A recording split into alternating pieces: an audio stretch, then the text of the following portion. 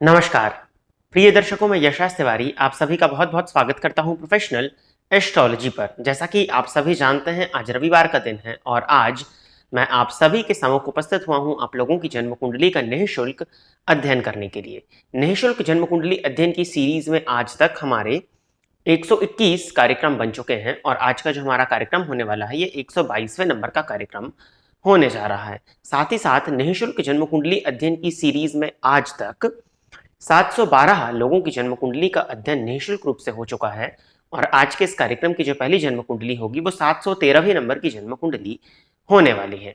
यदि आप इस प्रोग्राम को देखते हैं या इस प्रोग्राम से आपका कुछ लाभ होता है तो आप इस वीडियो को लाइक करिए, साथ ही साथ इस चैनल को सब्सक्राइब करिए ताकि इन फ्यूचर जो भी कंटेंट मेरे द्वारा इस चैनल पर अपलोड किया जाता है उसका नोटिफिकेशन आपको मिलता रहे। साथ ही साथ आपकी जन्म कुंडली के अध्ययन का वीडियो आप तक पहुंच सके। यदि आप भी चाहते हैं कि आपकी जन्म कुंडली का अध्ययन मेरे द्वारा निःशुल्क जन्म कुंडली अध्ययन की सीरीज में इस कार्यक्रम में ठीक किसी प्रकार से किया जाए तो आप अपनी बर्थ डिटेल्स जैसे कि आप अपना नाम, अपने जन्म की तिथि, अपने जन्म का समय और अपने जन्म का स्थान, ये चारों ही चीज़ें किसी भी एक स्पेसिफिक प्रश्न के साथ में इसी वीडियो के कमेंट सेक्शन में दे दीजिए।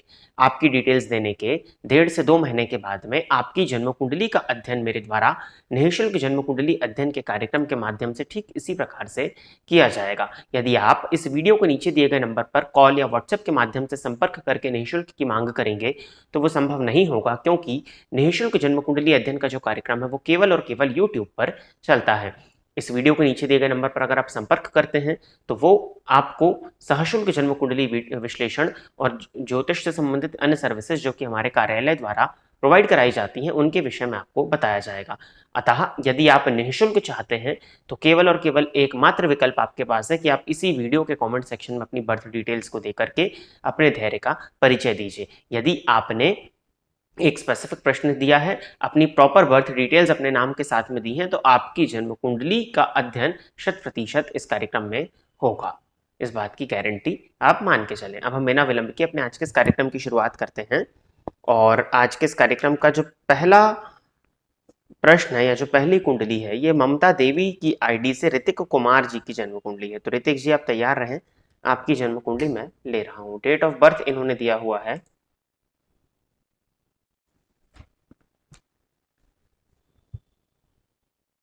16 जुलाई 2000।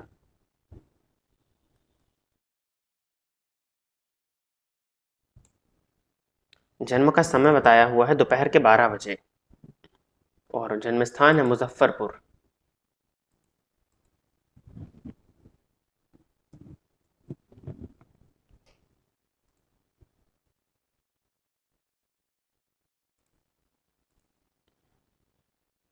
कन्या लग्न की जन्म कुंडली है आपकी और राशि जो आपकी बनती है वो धनु बनती है। कन्या लग्न की जन्म कुंडली में लग्नेश बनते हैं बुध, जाकर के दशम भाव में बैठे हुए हैं वक्री होकर के। लग्नेश का दशम भाव में जाना बढ़िया माना जाता है। ऐसा व्यक्ति अपने जीवन काल में कर्म के बदौलत ही सभी चीजों को हासिल करता है। बुध का दशमस्थ होना वो भी मिथुन राशि में भद्र नामक महापुरुष योग, तो लग्नेश ने एक महापुरुष योग बना लिया, इसको बढ़िया माना जाएगा।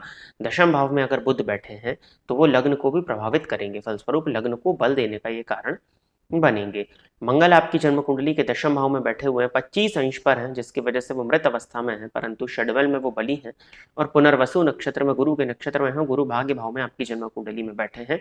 नवमांश में भी गुरु आपके भाग्यस्थ है मीन राशि में, इसको भी बढ़िया ही माना जाएगा। आपके प्रश्न की तरफ चलते हैं। परेशानी भी है इसमें, राहु की महादशा में राहु का अंतर आपको चल रहा है जो कि आपके जीवन काल में, क्योंकि आपकी उम्र अभी छोटी है, परेशानियों का कारण बनेगा। प्रश्न इनका है, मेरा अच्छा टाइम कब आएगा और क्या एमबीबीएस की पढ़ाई मेरी कुंडली में है। आपकी जन्म कुंडली में दशम भाव में मंगल बैठे हैं और दशम भाव में अगर मंगल हो और उनके पास में बल हो, मृत अवस्था में है डिग्री वाइज वो, लेकिन षडबल में उनके पास में बल है और लग्नेश भी दशमस्थ है, तो ऐसा व्यक्ति मेडिकल के क्षेत्र में सफलताओं को हासिल कर सकता है। भाग्य का साथ भी आपकी कुंडली में मुझे दिखाई दे रहा है। थोड़ा भाग्य आपका विलंबित जरूर है परंतु भाग्य का साथ है, जिसके चलते आगे जाकर के अगर आप मास्टर्स भी करना चाहें तो वो भी सर्जन इत्यादि बनने का योग भी आपकी जन्म कुंडली में है, क्योंकि लग्नेश ने भद्र योग बनाया हुआ है। चंद्र मंगल का आमने सामने होना चंद्र मंगल योग, बुध चंद्र का आमने सामने होना गजकेसरी योग। परेशानी भी है, गुरु चंद्रमा का 6वें 8वें का संबंध शकट योग ये है, तो ये भी कहीं ना कहीं परेशानी देता है। और सबसे बड़ी परेशानी आपकी जन्म कुंडली में कि आपको वर्तमान समय में राहु की महादशा चल रही है। राहु की महादशा में बुद्धि भ्रमित होती है, कंफ्यूजन्स होते हैं। और आप बात क्या कर रहे हैं, एमबीबीएस की पढ़ाई करने की, पढ़ाई करेंगे, पढ़ाई यानी कि आप विद्यार्थी हैं, और एक विद्यार्थी के जीवन काल में भ्रम की कहीं कोई जगह नहीं होती। यदि एक विद्यार्थी ही भ्रमित हो जाए तो कहीं ना कहीं उसका जो फ्यूचर है वो बर्बाद या तबाह हो ही जाता है। तो ये राहु की महादशा जो है ये आपके मन में बहुत ज़्यादा भ्रम को उत्पन्न करने वाली होगी। तो इसके लिए कुछ उपाय जो मैं आपको बताता हूँ उनको करिए। जो आपका प्रश्न था कि एमबीबीएस की पढ़ाई, तो बिल्कुल आपकी जन्म कुंडली में एमबीबीएस की पढ़ाई के योग मुझे दिखाई पड़ रहे हैं। पंचम भाव का स्वामी नवम भाव में, नवमपति लाभ भाव में बैठ करके पंचम स्थान को देख रहे हैं। शुक्र 9 डिग्री पर है, लेकिन षड्बल में उनके पास में भी बल है, तो मुझे आपकी जन्म कुंडली में उच्च शिक्षा के योग अच्छे दिखाई पड़ते हैं। राहु की महादशा के लिए नित्य बुधवार से प्रारंभ करके गणेश जी के मंत्रों का जाप करिए। ओम गंग गणपतये नमः नित्य 3 माला जाप करिए। बुधवार के दिन गणेश जी के मंदिर में जाकर के गणेश जी के ऊपर दूर्वा अर्पित करिए। बाकी के दिनों में घर पर ही गणेश जी की मूर्ति या फोटो इत्यादि पर दूर्वा अर्पित करिए। इससे आपके बुध को और बल मिलेगा और राहु जन्य जो दुष्परिणाम है उनमें कमी आएगी, क्योंकि बुध ग्रह राहु के दोषों को कम करते हैं या उनके दोषों को हर लेते हैं। लाजवर्त बनवाइएगा लगभग 8.25 कैरेट का, और चांदी की अंगूठी में लाजवर्त को बनवा करके शनिवार के दिन उसको अपनी राइट हैंड की मिडिल फिंगर में धारण कर लीजिए। यदि आपको लाजवर्त नहीं मिलता है तब आप इस वीडियो के नीचे दिए गए नंबर पर संपर्क करके हमारे कार्यालय से लाजवर्त रत्न मंगा सकते हैं। तो इन 3 उपायों को आप करिए और अपने प्रयास को जारी रखिए। राहु में राहु का अंतर है, तो मेडिटेशन और प्राणायाम करिए, वो आपके लिए अच्छा रहेगा ताकि आपका मन कुछ हद तक स्थिर रह सके। आगे बढ़ते हैं। अच्छा, इन्होंने बताया भी था कि ये 3 आदित्य हृदय स्तोत्र का पाठ करते हैं और रोज 11 हनुमान चालीसा का पाठ करते हैं। जी बढ़िया है, पूजा पाठ में कहीं कोई परेशानी नहीं है, करते रहिए। बट जो चीज़ें मैंने बताई हैं, मैंने आपको मात्र एक उपाय बताया है, उसको करिए। बाकी रत्न तो एक बार आप पहनेंगे और भूल जाएंगे, तो वो भी अपने इसमें ऐड कर लीजिए।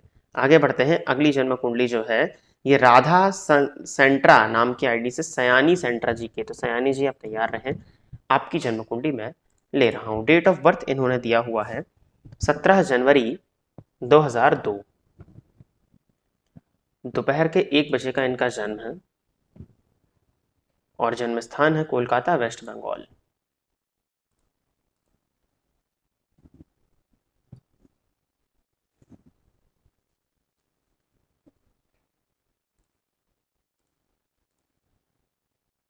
सयानी जी आप वृषभ लग्न की हैं और राशि आपकी जो बनती है वो कुंभ बनती है। स्थिर लग्न, स्थिर राशि, इसको तो अच्छा माना जाएगा। भूमि तत्व का लग्न है और वायु तत्व की राशि है, इसमें मेल नहीं बनता। अब वृषभ लग्न की कुंडली में शनि का लग्न में होना, यानी कि नवमेश और दशमेश का लग्न में होना तो अच्छा है, परंतु शनि जब भी लग्नगत होते हैं तो वो अपने स्वभाव के अनुसार जातक के जीवन काल में हर एक चीज को डीले कर देते हैं।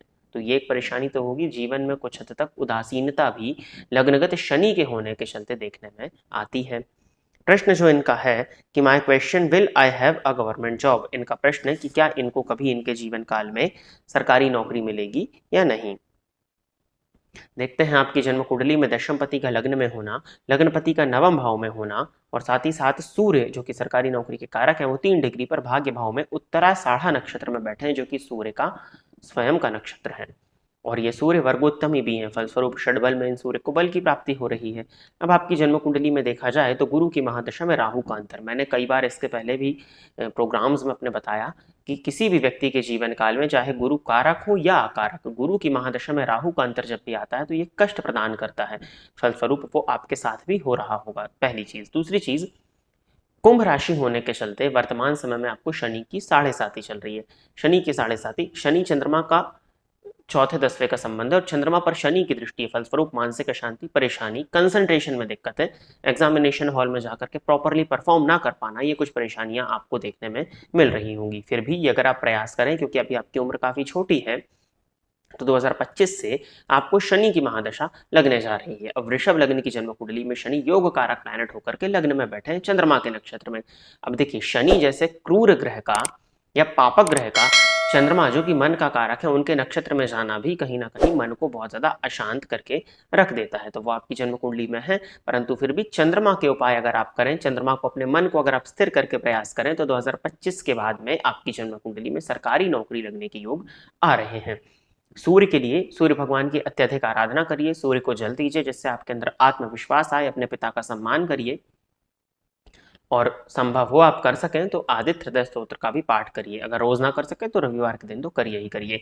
अपने घर के आसपास शिव जी का मंदिर देख लीजिए और शिवलिंग पर दुग्ध मिश्रित जल अर्पित करिए।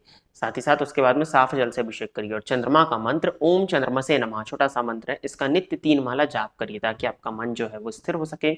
और 7.5 है तो हनुमान जी की आराधना तो करते ही रहिएगा ताकि 7.5 से संबंधित जो दुष्प्रभाव है उनमें काफी हद तक कमी आपको देखने में मिल जाए। आगे बढ़ते हैं। अगली जन्म कुंडली जो है ये मुकेश चौहान जी की है। तो मुकेश जी आप तैयार रहें, आपकी जन्म कुंडली मैं ले रहा हूं।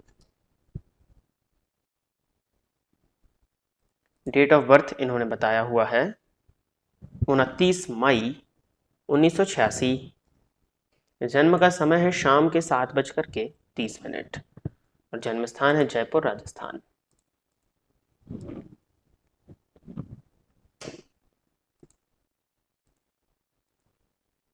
वृश्चिक लग्न की जन्म कुंडली है मुकेश जी आपकी, राशि आपकी कुंभ बनती है। केंद्र में ग्रह बैठे हुए हैं परंतु लग्नगत शनि है वो भी वक्री अवस्था में। प्रश्न इनका देखते हैं। बिल्कुल सही कहा गुरुजी आपने, मेरे वृश्चिक लग्न में शनि वक्री हैं, मुझे देवगण दर्शन दे चुके हैं अपितु मैंने कोई तपस्या भी नहीं की अभी तक, पर थोड़े प्रपंचों में उलझा रहता हूँ खुद के ही। क्या गुरुदेव बस आप मेरे रोग का बता सकते हैं? बीमारी बहुत ज्यादा रहती है, एक साथ 10 बीमारी लगी हुई है, कम उम्र में ही पेट, स्पाइन, घुटना, दांत, आंख आदि। मुझे लगता है कि आपने ये कमेंट किया था जो हमारा दी एस्ट्रोलॉजी शो में एक प्रश्न आया था कि वृश्चिक लग्न की जन्म कुंडली में वक्री शनि का प्रभाव, जहाँ तक उसमें पंचम भाव के शनि की चर्चा हुई थी, जितना मुझे याद आ रहा है, प्रॉपरली तो नहीं। आपने जो कहा है कि वृश्चिक लग्न में शनि वक्री है, मुझे देवगण दर्शन दे चुके हैं। अच्छा, ये तो बहुत बढ़िया बात है, सौभाग्यशाली मानिए आप अपने आप को कि देवगण के दर्शन आपको हो गए, अपितु मैंने कोई तपस्या भी नहीं की है। ठीक है, पंचम पति चतुर्थ में बैठे हैं ना, तो पंचमेश का चतुर्थ भाव से संबंध, चलिए इस विषय पे बाद में कभी चर्चा करेंगे। थोड़े प्रपंचों में उलझा रहता हूँ खुद के ही, आपने लिखा हुआ है जी बिल्कुल। क्या गुरुदेव बस आप मेरे रोग का बता सकते हैं? बीमारी बहुत ज्यादा रहती है, एक साथ 10 बीमारी लगी हुई है, कम उम्र में ही पेट, स्पाइन, घुटना, आंख आदि। देखिए, शनि को रोग का कारक कहा गया है ज्योतिष शास्त्र में। शनि को रोग, दीर्घकालिक रोग, कोई भी दीर्घकालिक चीज उसमें से रोग भी आ जाता है, और रोग का कारक शनि को बोला गया है। अब रोग कारक शनि जाकर के आपके लग्न में बैठे हैं, और हम चर्चा किसकी कर रहे हैं? वृश्चिक लग्न की जन्म कुंडली की, जहां ना तो शनि कारक होते हैं ना तो मारक, तटस्थ होते हैं, परंतु तृतीयेश होते हैं। तो तृतीय भाव के अधिपति शनि जब बनते हैं तो वो 8वें से 8वां है। अब तृतीय पति लग्न में जाके बैठे हैं तो कहीं ना कहीं स्वास्थ्य से संबंधित दिक्कत तो होंगी, ऊपर से शनि रोग के कारक है, तो रोग कारक का लग्न में होना, इसको ऐसे समझिए, ज्ञान के कारक गुरु हैं, तो गुरु लग्न में हो तो व्यक्ति को बुद्धिमान कहते हैं। ऐश्वर्यता के कारक, भोग के कारक, सुख के कारक शुक्र हैं, तो शुक्र लग्न में हो तो हम ऐसे व्यक्ति को सुखी कहते हैं। पराक्रम के कारक मंगल है, मंगल लग्न में हो तो हम व्यक्ति को पराक्रमी कहते हैं। आत्मविश्वास के कारक सूर्य है, तो सूर्य लग्न में हो तो व्यक्ति को आत्मविश्वासी कहते हैं, उग्र कहते हैं, ईगोइस्टिक कहते हैं। ऐसे रोग के कारक, दुख के कारक शनि है, तो शनि जब लग्न से संबंध बनाए तो ऐसे व्यक्ति को रोग होने की संभावनाएं प्रबलतम है, दीर्घकालिक रोग होने की संभावनाएं प्रबलतम है। जो आप बोल रहे हैं कि इकट्ठी 10 बीमारियां लगी रहती हैं, कम उम्र में ही, कम उम्र से ही आपको लगी हुई थी। अब 86 का आपका बर्थ है तो अब तो कम उम्र आपकी रह नहीं गई, मतलब बहुत लंबे समय से थी। तो लग्न में शनि का होना वक्री होकर के दीर्घकालिक रोग को प्रदर्शित कर रहा है आपके जीवन काल में। अब आपने पूछा कि कम उम्र में ही पेट, तो पेट भाव का स्वामी गुरु है। अब देखिए, आपकी कुंडली में पंचम भाव पर मंगल की दृष्टि पड़ रही है, तो कहीं ना कहीं प्रॉब्लमेटिक सिचुएशन बनी है भी, और पेट से संबंधित परेशानी तो ये आ ही रही है। गुरु जो है आपकी कुंडली में वो 26 अंश पर बैठे हैं, गुरु पेट के कारक होते हैं, तो मृत अवस्था में हो गए। अब घुटना, तो घुटने की बात करते हैं तो सूर्य पर शनि की दृष्टि और दशम भाव पर शनि की दृष्टि, सूर्य को लिया मैंने, सूर्य हड्डियों का कारक है और आपकी कुंडली में दशमेश बनते हैं, तो वो भी परेशानी आपकी कुंडली में थी। दांत, आंख आदि, तो देखिए द्वितीय भाव में मंगल बैठे हैं, दूसरा भाव आंखों का है। मंगल एक अग्नि तत्व का प्लैनेट है जिसमें ऊर्जा बहुत ज्यादा है, जिसका तेज बहुत ज्यादा होता है। अब वो अग्नि तत्व का प्लैनेट जाकर के आपके आंख भाव में बैठा हुआ है, तो आंख में भी तेज है और मंगल में तो तेज है ही, तो आपके आंख के तेज के कंपैरिजन में मंगल का तेज बहुत ज्यादा है, तो द्वितीय भावस्थ मंगल हो तो ये नेत्र रोग आपको प्रदान कर देते। तो ये आपकी कुंडली में है। ऊपर से 11 अगस्त 2022 के बाद से आपको शनि की ही महादशा प्रारंभ हो चुकी है। अब शनि आपकी जन्म कुंडली में अगर देखा जाए तो लग्न में है, नवमांश में तुला राशि में है, परंतु वक्री है, तो एक नियम तो ये भी कहता है कि उच्च राशि में बैठा हुआ ग्रह यदि वक्री हो जाए तो वो नीच के समान फल देने वाला हो जाता है। तो ये कुछ परेशानियां आपकी कुंडली में मुझे दिखाई दे रही हैं। आप एक सीधा सा उपाय करिए कि हनुमान जी की अत्यधिक आराधना करिए, हनुमान चालीसा का नित्य 3 पाठ करिए। अगर संभव हो तो हनुमान बाहुक का पाठ स्वयं से करिए, नहीं तो हनुमान बाहुक का श्रवण नित्य करिए। और शनिवार के शनिवार शिवलिंग पर, शिव जी के मंदिर जाकर के शिवलिंग पर कुशा का जल अर्पित करिए। इससे स्वास्थ्य से संबंधित परेशानियों में कमी आएगी। और अगर हम दवा के पॉइंट ऑफ व्यू से देखते हैं तो आपको अभी तो हालांकि आपकी राशि जो है वो आपने कुंभ बताई हुई है, और कुंभ राशि के हिसाब से देखें तो केतु भी अभी अष्टम भाव में आने वाले हैं, तो फिर डॉक्टर्स को भी समझ में नहीं आएगा। तो अभी तो इतने ही उपायों को करिए, फिर आने वाले समय में देखते हैं कि क्या स्थिति आपके साथ में बनती है। क्योंकि अभी शनि की महादशा में शनि का अंतर और केतु का अष्टम भाव में गोचर आने वाले समय में भी स्वास्थ्य को ठीक होते हुए नहीं प्रदर्शित करता। शनि में बुध का अंतर भी जब आएगा तो वो स्वास्थ्य की परेशानियों को बढ़ाएगा ही, क्योंकि चर्चा हम वृश्चिक लगन की कुंडली की कर रहे हैं। तो भगवान की शरणागति ग्रहण करना ही एक मात्र आसान उपाय है। इसको आप अपना प्रारब्ध मान करके भोग सकते हैं, क्योंकि कुछ परिस्थितियां ऐसी होती हैं जो हमारे बस में नहीं होती हैं, जिस पर हमारा बस नहीं चलता है। उसमें से एक स्वास्थ्य भी है। तो ऐसी परिस्थिति में जब व्यक्ति फंस जाता है तो हमको एक ऐसी शक्ति पर ही विश्वास करना चाहिए जो ये दुनिया चला रही है, तभी आप इस चीज से निकल पाएंगे। तो अभी पूजा पाठ भगवान की शरण में जाइए, वहीं पर आपको बचाव का रास्ता देखने में मिलेगा। आगे बढ़ते हैं। अगली जन्म कुंडली जो है ये भाव्या चौधरी की आईडी से अनीशा जी की जन्म कुंडली है। तो अनीशा जी आप तैयार रहिए, आपकी जन्म कुंडली मैं ले रहा हूं। डेट ऑफ बर्थ जो इन्होंने दिया है वो 10 फरवरी 1992।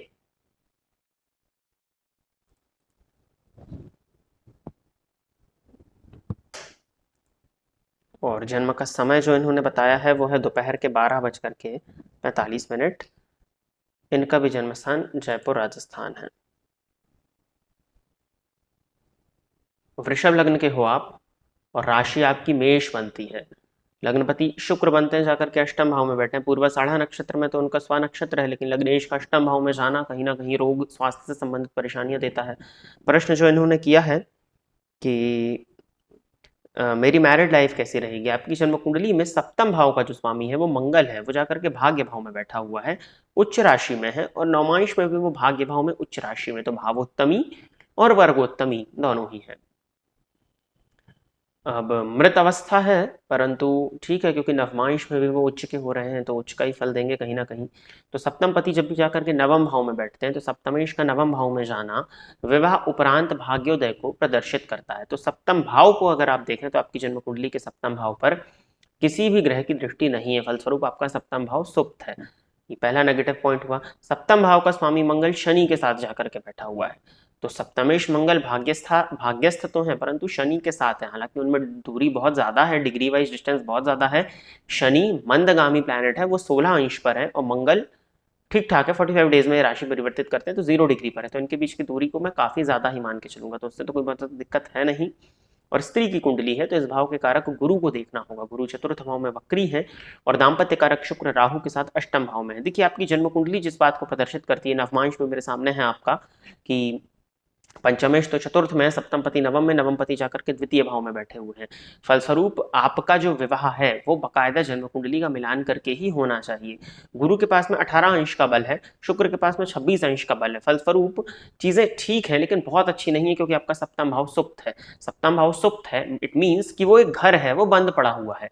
अब आप खुद ही जाकर के देखिए, इसको नॉर्मली समझिए कि एक बंद पड़े हुए घर की स्थिति क्या होती है, जहां ना तो कोई बैठा है, ना कोई रहता है, ना उसको कोई देख रेख करता है। तो उसी तरह की स्थिति आपकी जन्म कुंडली के सप्तम भाव की बनी हुई है कि खाली कमरा की तरह वो हो गया है। तो बकायदा कुंडली का मिलान करके आपका विवाह होना चाहिए। अब हम वृषभ लग्न की कुंडली की चर्चा कर रहे हैं। तो वृषभ लग्न में चंद्रमा कोई कारक प्लैनेट नहीं होते, तृतीय पति होते हैं। लेकिन एक ज्योतिष का एक नियम कहता है कि जो राशि लग्न में बनी हुई है, उस राशि में जो ग्रह उच्च का होता है वो भी कहीं ना कहीं उस लग्न में बहुत ज्यादा बुरा प्रभाव नहीं देता, या श्रेष्ठ प्रभाव ही देता है। अब चंद्रमा की ही महादशा है, चंद्रमा में शनि का अंतर, तो चंद्रमा में शनि का अंतर आपको चल रहा है, फलस्वरूप मानसिक अशांति तो हो ही रही होगी। लेकिन बाकायदा जब भी आपका विवाह कुंडली मिलाकर होना चाहिए, और अगर विवाह हो चुका है तो बाकायदा पति और पत्नी की कुंडली एक बार मिलान करा लीजिएगा, उसके अकॉर्डिंग उपाय करिएगा, क्योंकि दाम्पत्य जीवन एवरेज तब होगा जब कुंडली का मिलान करके विवाह होगा। उसके अलावा दाम्पत्य में परेशानियां हैं, क्योंकि शुक्र राहु की युति भी बनी हुई है और सप्तम भाव सुप्त है। वृषभ लग्न की कुंडली में गुरु वक्री अवस्था में, चतुर्थस्थ गुरु हैं और उनकी दृष्टि है शुक्र पर, लेकिन उसके बाद भी कहीं ना कहीं परेशानी की स्थिति तो दिखाई दे ही रही है। अब मुझे पता नहीं आपका विवाह हुआ है या नहीं हुआ है। अगर विवाह नहीं हुआ है तो कुंडली मिलान करके आपको विवाह करना, यही आपके लिए उपाय है। और अगर विवाह हो गया है तो कुंडली का एक बार मिलान करा लीजिएगा, उसके बाद में दोनों से संबंधित जो उपाय हैं वो किए जाएंगे। तो प्रिय दर्शकों, इतनी ही जन्म कुंडली का अध्ययन करने के लिए आज मैं आप सभी के सम्मुख उपस्थित हुआ था। आशा करता हूं कि जितने भी लोगों की जन्म कुंडली का अध्ययन मेरे द्वारा इस निःशुल्क कुंडली अध्ययन के कार्यक्रम के माध्यम से हुआ, वो सभी संतुष्ट होंगे। यदि आप इस वीडियो को देखते हैं और अगर आपको वीडियो पसंद आता है तो आप इस वीडियो को लाइक करिए, साथ ही साथ इस चैनल को सब्सक्राइब करिए, ताकि इन फ्यूचर जो भी कंटेंट मेरे द्वारा इस चैनल पर अपलोड किया जाता है उसका नोटिफिकेशन आपको मिलता रहे। यदि आप भी चाहते हैं कि आपकी जन्म कुंडली का अध्ययन मेरे द्वारा ठीक इसी प्रकार से निःशुल्क जन्म कुंडली अध्ययन के कार्यक्रम में किया जाए, तो आप अपनी बर्थ डिटेल्स, जैसे कि आप अपना नाम, अपने जन्म की तिथि, अपने जन्म का समय और अपने जन्म का स्थान, ये चारों ही चीजें किसी भी एक स्पेसिफिक प्रश्न के साथ में इसी वीडियो के कमेंट सेक्शन में दे दीजिए। आपकी डिटेल्स देने के 1.5 से 2 महीने के बाद में आपकी जन्म कुंडली का अध्ययन मेरे द्वारा ठीक इसी प्रकार से यूट्यूब में वीडियो बना करके किया जाएगा। निःशुल्क जन्म कुंडली अध्ययन का कार्यक्रम केवल और केवल यूट्यूब पर एक्सक्लूसिव चलता है, तो इस बात का ध्यान रखिए। आज के इस कार्यक्रम में बस इतना ही रखते हैं। नमस्कार।